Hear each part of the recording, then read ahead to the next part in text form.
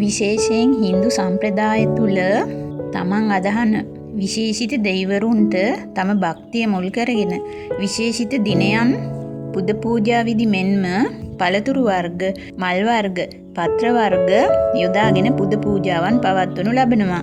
එමෙන්ම නිතිපතා සාමාන්‍ය පරිදි තම භක්තිය විශ්වාසය මත පදනම්ව තම අභිමතය පරිදි කැමැති පළතුරු මල් වර්ග මෙන්ම පත්‍ර සාමාන්‍ය පුද පූජාවන් ලෙස මිනිස් ජීවිතයේ දිනපතා දෙවිවරු වන්දනාමාන කිරීම දැක ගන්න පුළුවන්. මල් වලින් අලංකාරය පාරිශුද්ධත්වය දැක්වෙන අතර ඒවා පූජා කිරීමෙන් පුද්ගල යහපත් හැසිරීම හුවා දැක්වෙන බවත් පුද්ගල සිතුවිලි පිරිසිදු වෙන බවත් දැක්වෙනවා. එමෙන්ම පළතුරු තම ක්‍රියාවන්හි හෙවත් කර්මයන්හි ඵල හෙවත් ප්‍රතිඵල සංකේතවත් කරන බව පැවසෙනවා. ක්‍රිෂ්ණ දෙවියන් තමා වෙනුවෙන් පිරිසිදු සිතින් භක්තියෙන් ලබා දෙන ඊතා සුළු පූජාවක් වුවද තමා පිළිගන්නා බව ප්‍රසිද්ධියේ පවසා ඇති බව සඳහන් වෙනවා. එනම් භගවත් ගීතාව ඇතුළු අනිකුත් අධ්‍යාත්මික මතවාදයන්හි ඉගැන්වීම් වලට අනුව මල් පළතුරු වැනි ද්‍රව්‍යමය පූජාවන්ට වඩා තම භක්තිය ශ්‍රද්ධාව පාරිශුද්ධ බව ඊතා ඉහළ බවයි හැඟෙන්නේ. නමුත් බැතිමතුන් දෙවියන් කෙරෙහි තම ආදරය ගෞරවය පෙරදරි කරගෙන පුද පූජාවන් අති උත්කර්ෂවත් අන්දමින් දෙවිවරුන්ට වෙන් කරගත් දිනයන්හිදී මෙන්ම විවිධ මල් වර්ග පළතුරු වර්ගද පූජාවන් ලෙස පවත්වනවා. ඒ අනුව මහා ශිව දෙවියන් උදෙසා සඳුදා දින යොදා ගැනෙනවා. ශිව දෙවිඳුගේ හිසෙහි පැලඳ සිටින චන්ද්‍රයා හේතු කරගෙන සඳුදා දින යොදාගෙන ඇති බැව් පැවසෙනවා. එමෙන්ම ජූලි සහ අගෝස්තු මාස දෙකම ශිව දෙවියන් උදෙසාම කැප කළ මාස දෙකක් ලෙස දැක්වෙනවා. ශිවලිංගයට සුදු කිරි, පිරිසිදු ජලය, මීපැණි, බෙලිකොළ සහ සුදු මල් පූජා කිරීම විශේෂ කොට දැක්වෙනවා. මහා ශිව දෙවියන් වෙනුවෙන් මහා ශිවරාත්‍රී දින විශේෂ පූජාවන් පැවැත්වීම සිදු කෙරෙනවා. එලෙසම විශ්ව ආරක්ෂක මහා විෂ්ණු දෙවියන් උදෙසා කැප කළ දිනය ලෙස බ්‍රහස්පතින්දා දිනය සැලකෙනවා. කහ පැහැති මල්, කෙසෙල්, රස කැවිලි, කෙසෙල් පැලවලට ජලය පූජා කිරීම සිදු කරන බවත් බදාදා දිනයන්හිදීද මෙවන් පූජා මහා විෂ්ණු දෙවියන් වෙනුවෙන් සිදු කරන බවත් දැක්වෙනවා. එනම් විෂ්ණු දෙවියන් වෙනුවෙන් කහ පැහැති මල් සහ පළතුරු පූජා කරන බව සඳහන්.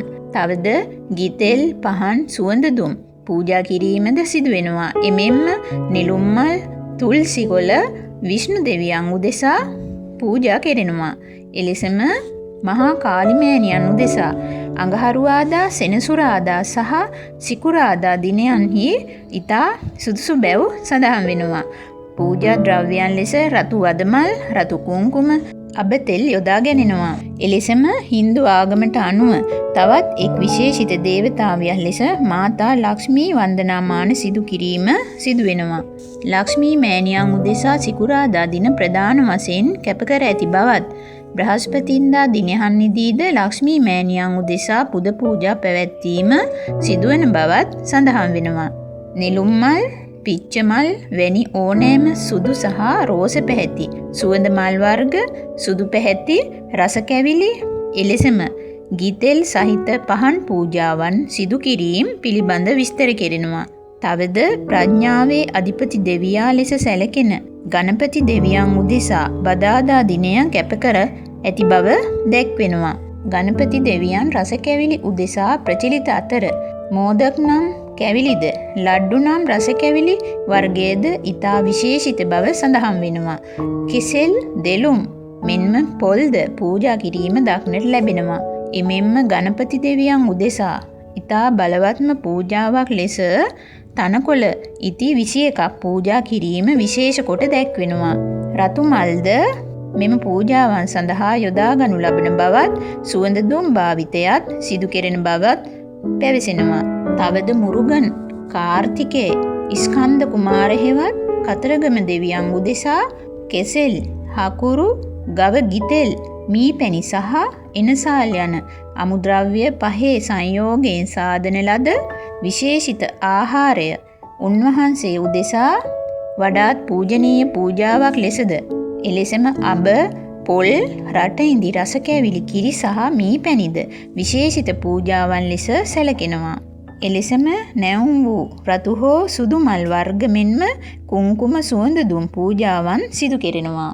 කතරගම දෙවියන් උදෙසා අඟහරුවාදා දින ඉතා සුදුසු බව දැක්වෙනවා. කෙසේ හෝ මෙවැනි අයුරින් විශේෂ චාරිත්‍ර විධි සහ විවිධ වූ පූජාවන් එක් එක් දෙවිවරුන් උදෙසා සිදු කිරීම භක්තිය, විශ්වාසය සහ ඇදහිලි මත සිදුවද හැකි අයුරින් හැකි අවස්ථාවන්හිදී දෙවි දේවතාවුන් වන්දනාමාන සිදු කිරීම සිදුවන්නේ භක්තිය සහ විශ්වාසය පදනම් කරගෙන බැවින් චිත්ත පාරිශුද්ධත්වයෙන් යුතුව ඕනෑම අයෙකුට ඕනෑම අවස්ථාවක තමන්ට හැකි අයුරින් වන්දනාමාන කිරීම සිහිපත් කර තම සිතින් පවා වන්දනාමාන කිරීම සිදු කළ හැකි බව විශ්වාස කෙරෙනවා.